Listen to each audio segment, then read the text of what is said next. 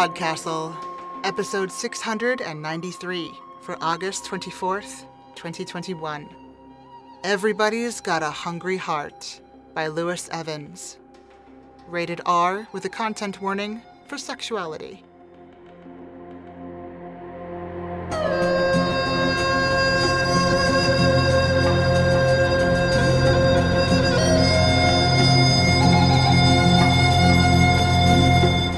Hello and welcome to PodCastle. I'm your host, Summer Fletcher.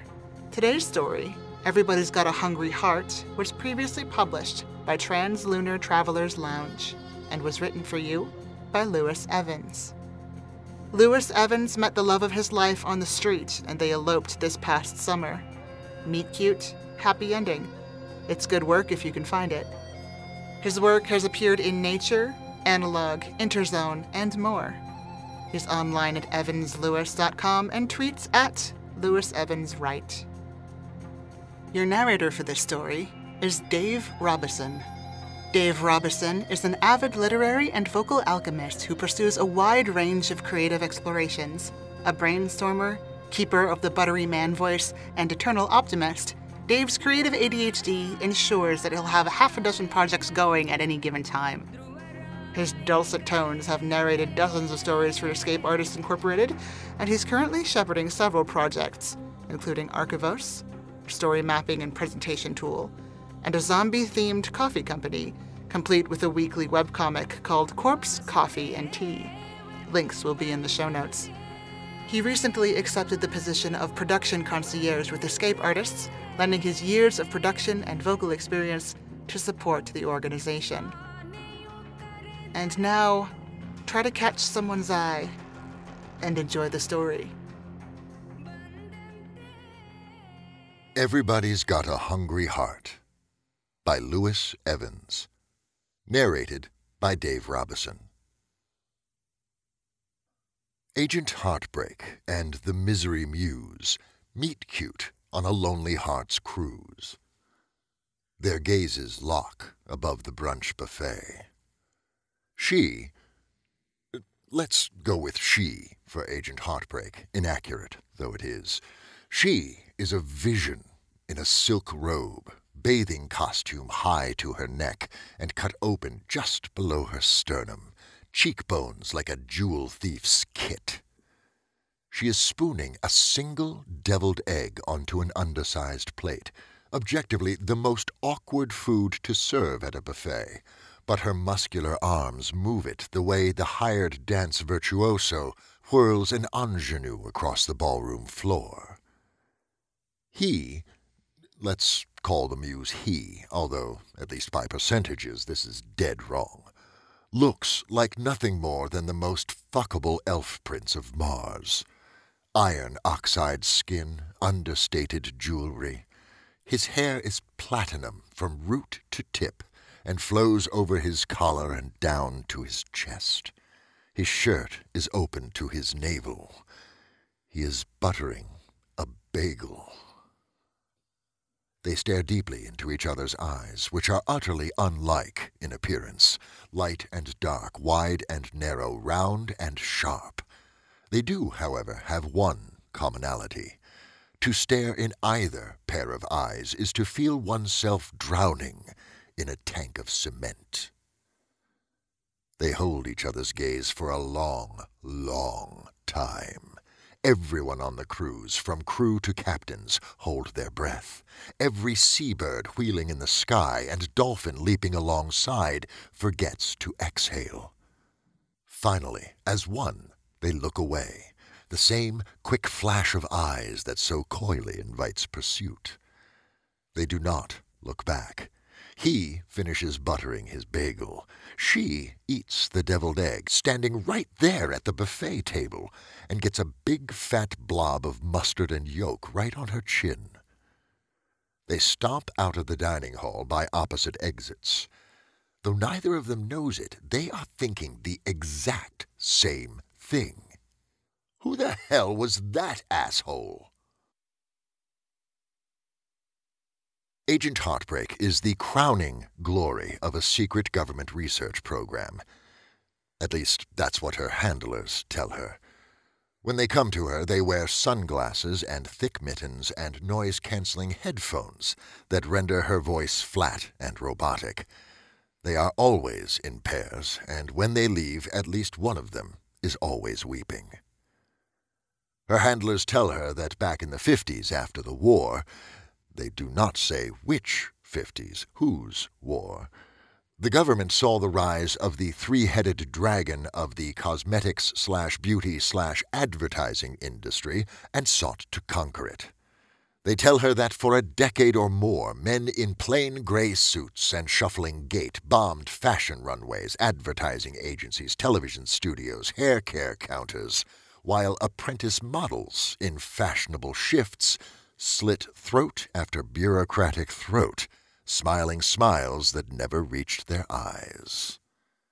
After armistice, both combatants joined their energies toward a single purpose: the strategic use of sensuality. They bred it-girls and rugby players and hypnotists and lifeguards with each other, with the frantic enthusiasm of a child who finds that smashing two dollies' groins together causes a different sort of warmth in its loins. And that's how they made her. When the military cosmetological complex loves itself very, very much, the last one she loved was a mistake. It was a woman, this time. Agent Heartbreak usually dates men, not from any personal preference. If she had her druthers, she'd date nobody and spend a lot of time with dogs. But, like everyone, she has a job, and like quite a lot of us, she can't really quit. And in her case, the job is to seduce the enemies of the three-letter agency that bred her into existence. Most of those enemies are men, and so Agent Heartbreak's dance card waxes phallic. Nothing to be done about it. This target was a woman, a mid-level project manager in a hostile nation's nuclear power industry. She had a husband, kids. She had a flawless reputation for romantic reserve and sexual continence. She had never had an affair, a fling, an indiscretion. Agent Heartbreak met her at the opera. During the intermission, the soprano ingenue had sung "Lost, Lost, Lost" and broken down into melodramatic tears on stage, and the curtain fell, and the bourgeois, petite and otherwise, poured out into the lobby. The target was wearing an undistinguished string of pearls and last season's evening dress in a very respectable shade of gray, and standing aimlessly by the bathroom, sipping a plastic cup of wine, waiting for her husband to finish up. Agent Heartbreak strode by in a three-piece suit tailored to every curve of her body, the color of midnight on midnight on midnight. The target's eyes followed her. Even when Agent Heartbreak is moving incognito, she draws eyes out of the crowd by the dozens. When she is on mission, she can bring a bar brawl to silence with a single crook of her eyebrow.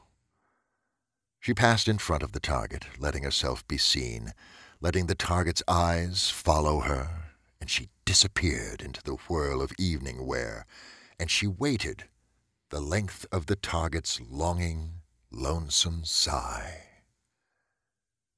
Then she appeared at the target's elbow, cocking her head toward the arched glass doors.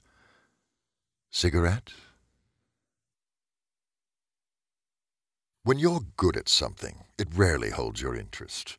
Agent Heartbreak played this target like all the others. Catch and release, catch and release. Stolen moments at a cafe. Stolen kisses in the alleyway behind an underground synth-pop club, all tectonic beats and rainbow strobes. Long weeks of silence. Long weekends of uninterrupted lust. The lab guys call it intermittent reinforcement, operant conditioning. Agent Heartbreak has a natural sense of rhythm and no need for such names. Eventually, she gets the target to steal. Small things at first, then bigger ones. She is cruel, demanding, heartless. She giveth and she taketh away. It is like boiling a frog, like cooking a pot roast. A long, slow-growing simmer. Agent Heartbreak begins to meet the target at an apartment. It is a third-floor walk-up, unfinished and underfurnished. They make love on a futon amid low thread-count sheets. All the good sheets have stayed at the house where the target's husband lives and where Agent Heartbreak is not welcome.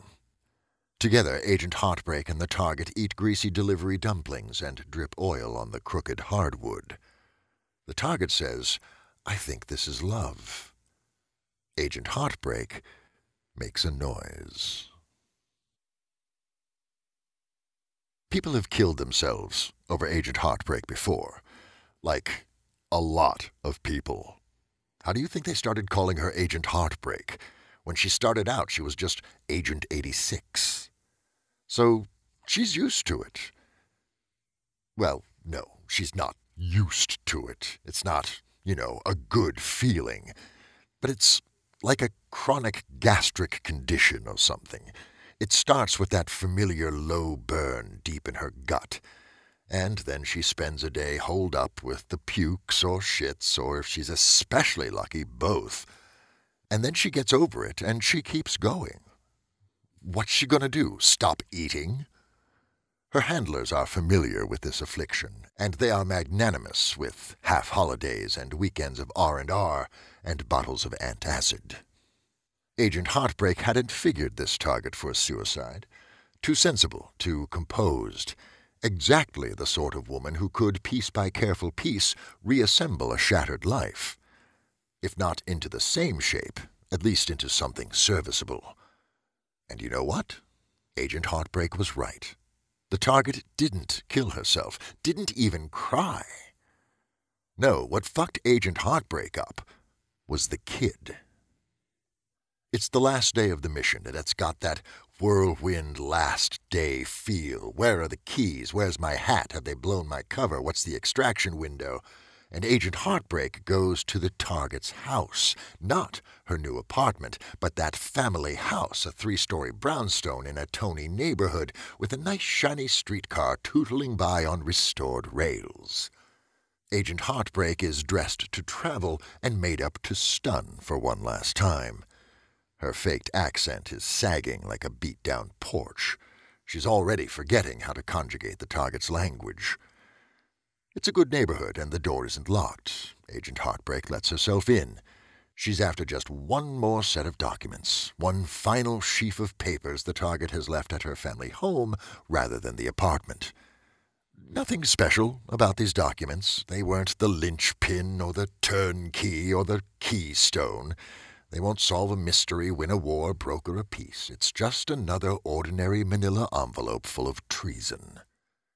Agent Heartbreak lets herself in, and she stands in the foyer. Dining room on her left, den on her right, staircase spiraling up ahead of her, voices murmuring down from above. She calls up to the target.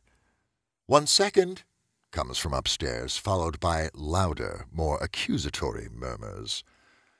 Agent Heartbreak was raised by doctors, not parents, but that doesn't mean she can't recognize the sound of Mommy and Daddy fighting in voices they think don't carry to the children. It sounded like that when Dr. Hansen and Dr. Roberts had their first argument about whether to give her Botox. She was 7. So, okay. The target's upstairs, having it out with her husband. That's good. Agent Heartbreak doesn't like to deal with spouses. And they're fighting quietly because... shit. All the hairs on Agent Heartbreak's neck rise as one. She whirls around. The child standing there comes up to the hem of Agent Heartbreak's impeccably fashionable coat. It is holding, of all things, a toy hippopotamus. "Hello," it says. "Oh," says Agent Heartbreak. "Hi." She does not have a lot of practice with kids. This one is paler than its mother, and its hair is long and almost tangibly soft. There is a crust of mucus on its hairless upper lip. It is barefoot, still in pajamas. Its eyes are wider than any pair Agent Heartbreak has ever seduced or worn. The child rubs its nose. Agent Heartbreak fights the urge to pass it a handkerchief. Her handlers have always told her, leave no trace. From above, peaks in volume in the argument, single words furious enough to drift all the way down the stairs. Agent Heartbreak glances up, then back at the child. It rubs its nose again. Are Mommy and Daddy fighting because of you? It asks. It's one thing to do an ethically questionable job with a certain amount of interpersonal collateral damage. It's another thing for a tender-hearted child to show up at your place of work and rub your nose in the human cost of everything you've done, like a puppy that's just pissed on the carpet. How do you recover from something like that? Boom! Headshot, right in the guilt. Agent Heartbreak got the papers and she got out of the country, but it was already clear in the debriefing that a couple of important gears had gotten knocked loose in her machinery of seduction. They sent her out on another mission. She was supposed to meet the target, a millionaire of mixed sympathies, at the opening of a gallery exhibit and seduce him into defecting. She went to the opening, got shit-faced, threw a sculpture at a painting, and howled about the meaninglessness of deconstructionism until she was dragged off by security. The underground art zines were thrilled. Her handlers less so. The millionaire defected anyway, for business reasons. Agent Heartbreak's handlers don't tell her that sort of thing. She has no need to know. When a knife is blunted, you send it to the whetstone. When a pot is broken, you fill its cracks with mud or gold. Agent Heartbreak's handlers got her a single cabin on a Lonely Hearts cruise. The reservation is for one, but the cabin is big enough for two. Agent Heartbreak supposes that's the point. Agent Heartbreak does not take a lover. She makes excuses to get out of singles bingo and singles dancing and singles bridge and singles champagne and fireworks. She attends singles bocce and plays with monomaniacal intent. Agent Heartbreak has only ever had introductory weapons training, but then she's been hunted by counterintelligence agents and angry ex-lovers, ex-ex-lovers, and ex-ex-lovers' ex-lovers, and in one case a decorative pond's overactive swan, and so she is pretty good at running and winding up and throwing things. Bocce is okay. People try flirting with Agent Heartbreak, and she has to work so hard not to flirt back, not to fall lazily into professional instincts and bad habits, but she manages to conjure up a cold stare and a silent shake of the head, and folks get the message. She's almost starting to like the cruise when, one day at brunch, as she's serving herself a deviled egg, she locks eyes with the Misery Muse. The Misery Muse is as old as time. Well, as old as art, anyway, which has been around for all the really interesting bits of time. At least he thinks he's that old. His memory is a little like the library of an ancient manor house. Nothing has been lost, but it's not exactly organized either. He remembers that breakup, the catalyst for the Venus of Willendorf. She, the Paleolithic sculptor, carving an image of herself, rueing the day she ever met the Misery Muse. Maybe. There have been a lot of sculptures. There have been a lot of sculptures and a lot of odes and tapestries and operas and, well, just about everything. You can see the cut of his boyish chin in Michelangelo's David. Hear the untamable tangle of his curls in Morissette's You Ought to Know. He was Shakespeare's Dark Lady and his fair lord, too. The Misery Muse is older than tame dogs and beaten bronze, older than bread and pots and rope. And yet for those revolving millennia, his methods have not changed. First, they love him, then he leaves them. You could call him a manic pixie mean boy. It's true as far as it goes, but it's kind of like referring to Babylon the Great, city of cities, mother of empires, as a pre-modern metropolitan statistical area. Something has been lost in translation. First they love him, then he leaves them, and afterward they make masterpieces. Or not. It's not a golden ticket to glory. He's not doing it for them. He is not the finger of destiny. It's just an effect he has on some people. He has always attracted those of an artistic temperament. The day before the cruise, the Misery Muse left his most recent boyfriend with a nonchalant wave and a blown kiss and a cleaned-out cosmetics closet. He took the shared bicycle, too. He left the boyfriend with a lot of free time to work on that spoken-word hip-hopera he was always talking about. The Misery Muse ditches the bike and catches a late-night bus to the coast. It drops him at the ocean at sunrise. Seabirds are wheeling overhead, and in the distance cranes stoop over container ships like the fingers of primates grooming out lice. The Muse decides to go on a cruise. So he does.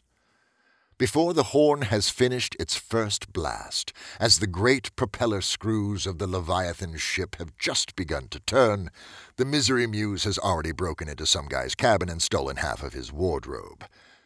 Neither man nor muse can live in hoodie alone.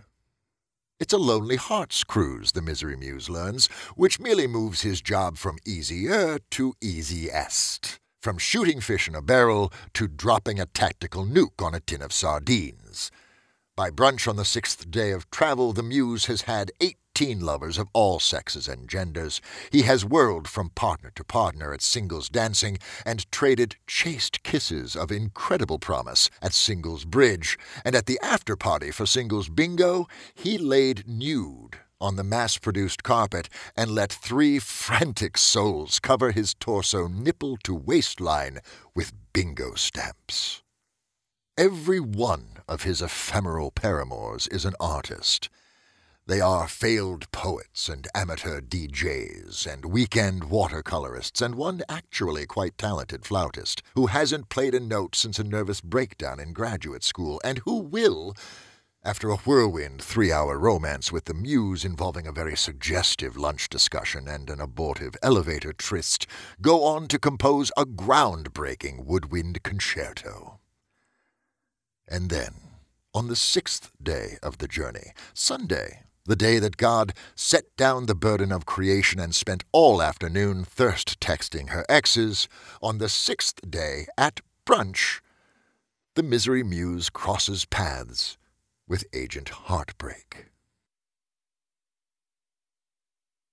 The Muse has made love to the beautiful before.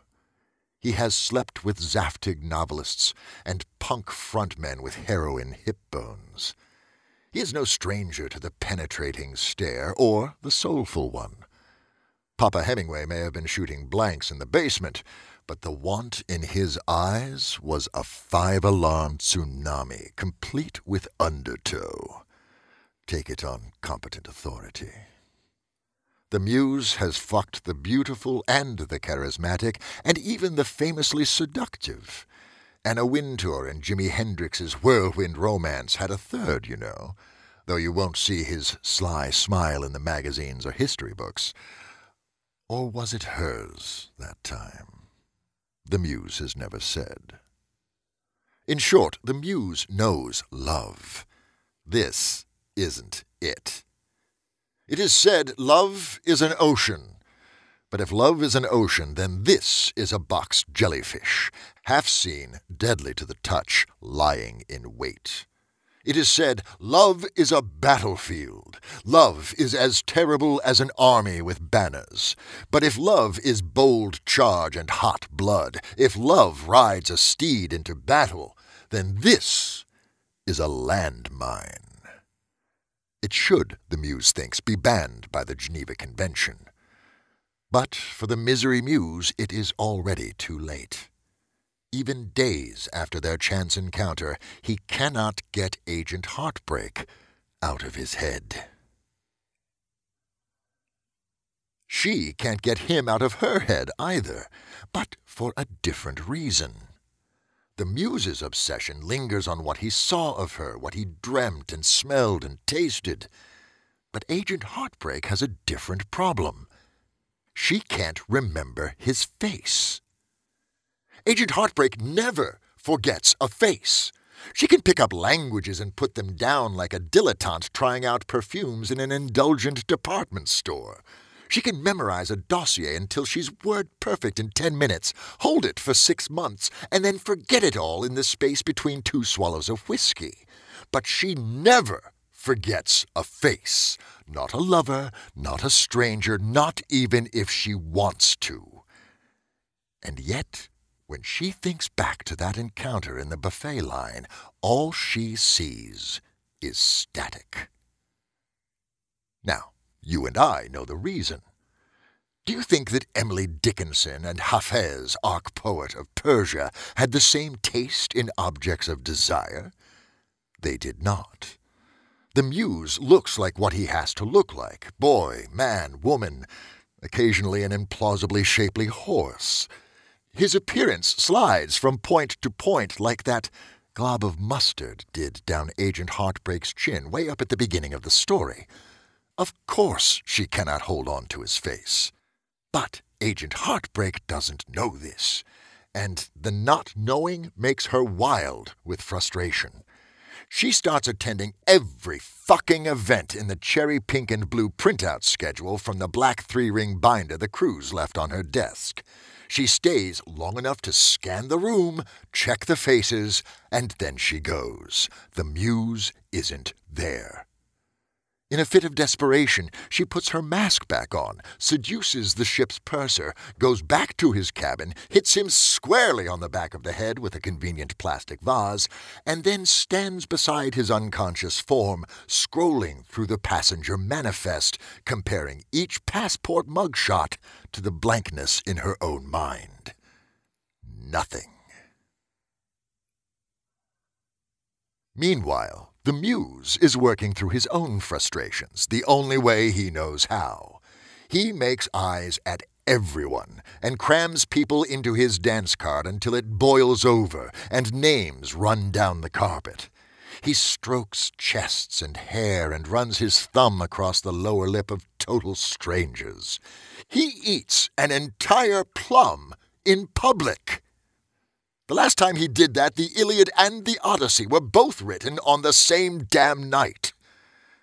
He is like an amp whose volume goes from 11 to 20, with its dial presently hovering somewhere around 42.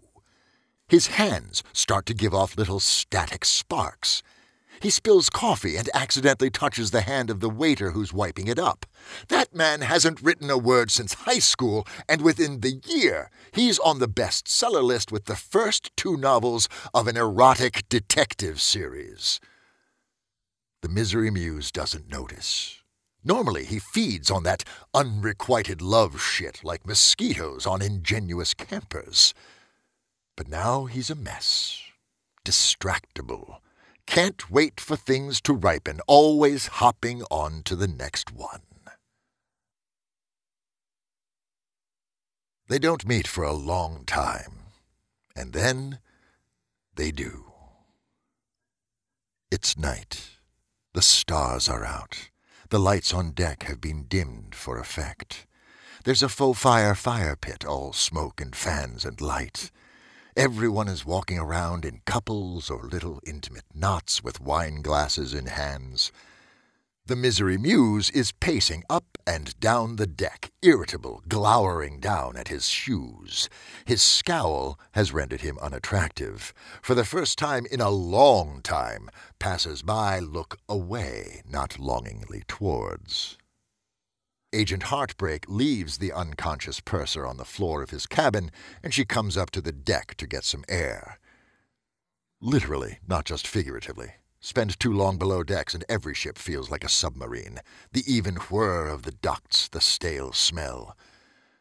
She stands by the side of the deck and looks out at the sea.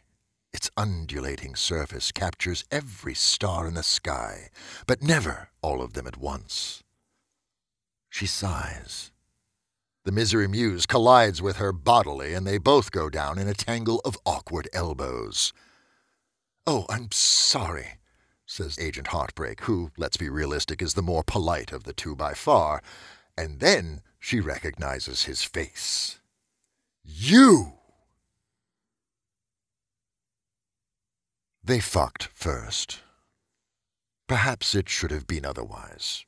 Perhaps they should have walked the stations of the cross, the pilgrimage of love. Perhaps they should have seen a priest, tied hands, looked into each other's eyes, and answered 20 questions. There are ways this could have gone better. This story is only the truth. They recognized each other in that tangle of limbs, and without words, without further touch, each body humming like a worn-out high-voltage transformer the day before it sparks the next forest fire, they went to Agent Heartbreak's room and they fucked. Kisses, teeth, fingers. I will tell you a secret now. The secret heart of the world. Neither Agent Heartbreak nor the Misery Muse is all that good in bed. Need and joy are different planets, orbiting different suns. Plus, when usually you're with people who have obsessed about you, burned for you, bitten nails, and sweated over you, you don't need much independent inspiration. You're just along for the ride. Neither of them is very good at sex, and together they are worse. It isn't a catastrophe, but it takes nobody's breath away. They hydrate and try again. There is a slight improvement.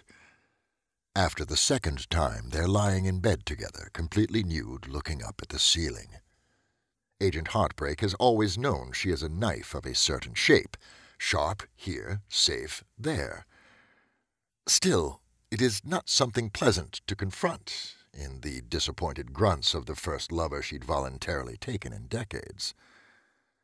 The Misery Muse's hand finds its way into hers. They squeeze.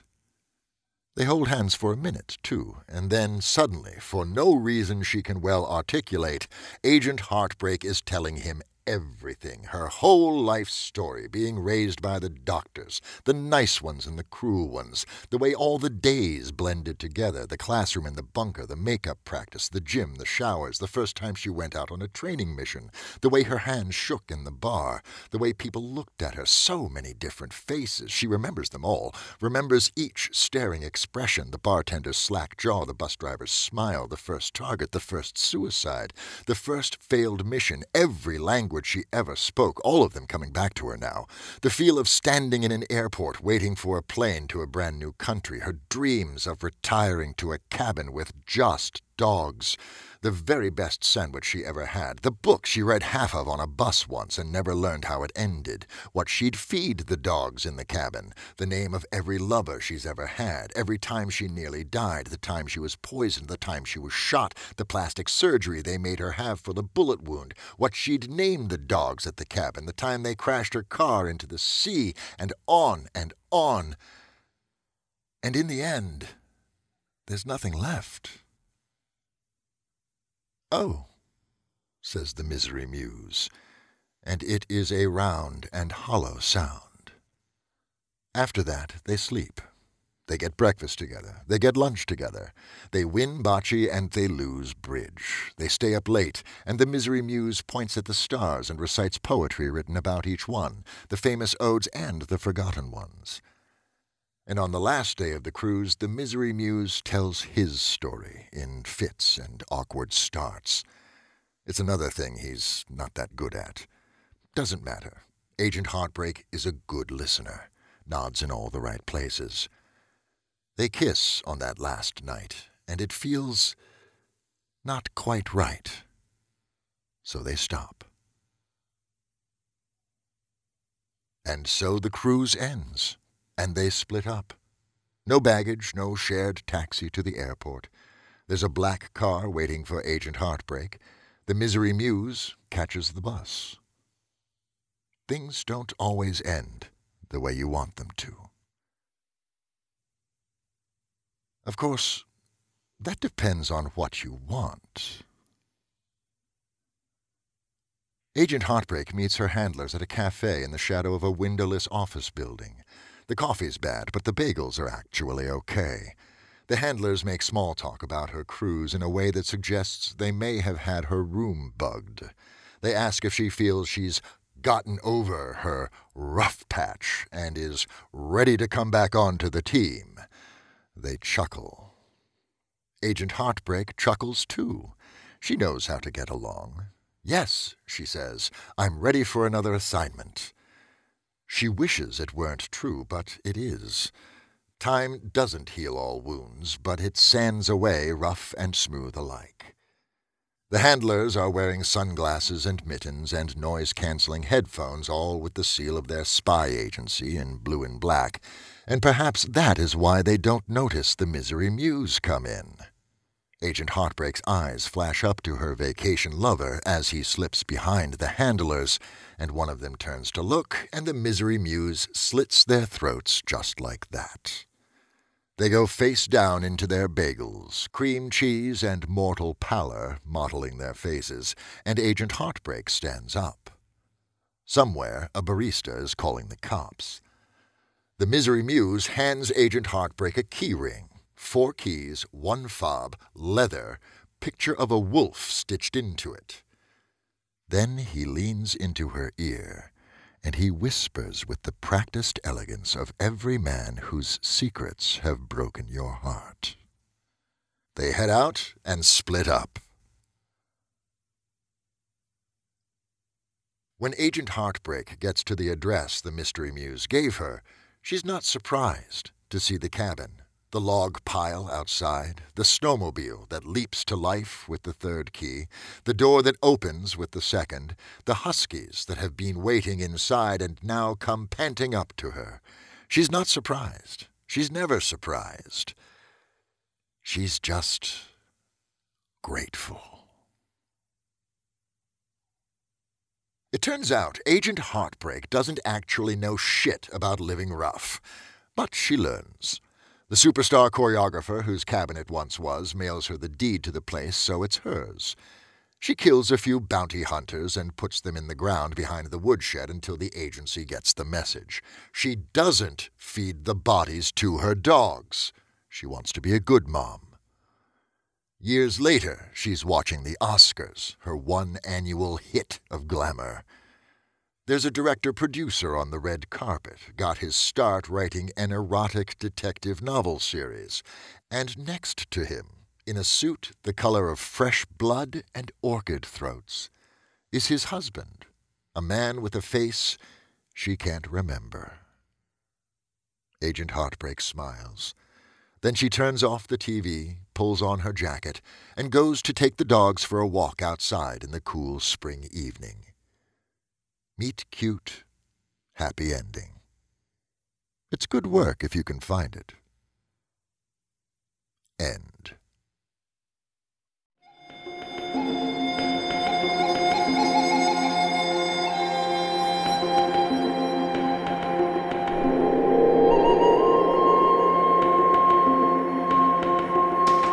And welcome back. Agent 86 was how she started.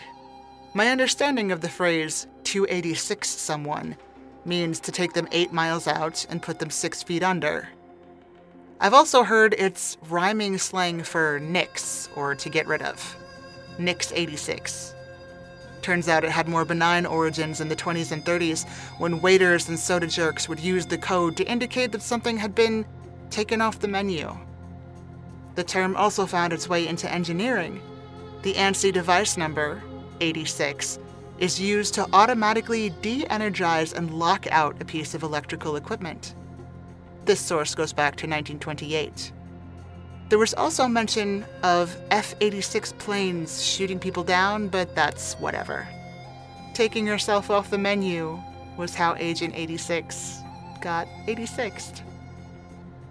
The author revealed to us that this story was substantially inspired by Charlie Jane Anders' story 6 Months, 3 Days, and the concept of a doomed romance between two characters with similar but disjointed supernatural abilities. Thank you for that, Lewis. And that was our show for this week. On behalf of everyone here at PodCastle, including our audio engineer Peter Adrian Baravesh, our forum moderator Ossicat, your co-editors Shingai and Jerry Kagunda, and Eleanor R. Wood, along with all of our wonderful first readers like Tierney Bailey, Sophia Barker, Matt Dovey, Aidan Doyle, Amelia Harrington, Kai Hudson, Craig Jackson, Devin Martin, Julia Patt, Hamilton Perez, Shrikupa Krishna Prasad, Zeev Witties, and Caitlin Zavanovich. Thanks for letting us share another story with you. PodCastle is part of Escape Artists Incorporated and is distributed under the Creative Commons Attribution Non-Commercial No Derivatives 4.0 International License. Feel free to share it, but don't sell it or change it. Our music is by Shiva in Exile. Everything we do on PodCastle is 100% donor-funded, and if you'd like to support us, I invite you to join us on Patreon at patreon.com/EAPodcasts. Patrons also get to hang out with us on our Discord server, and we would love to see you. We'll be back next week with another tale. See you then.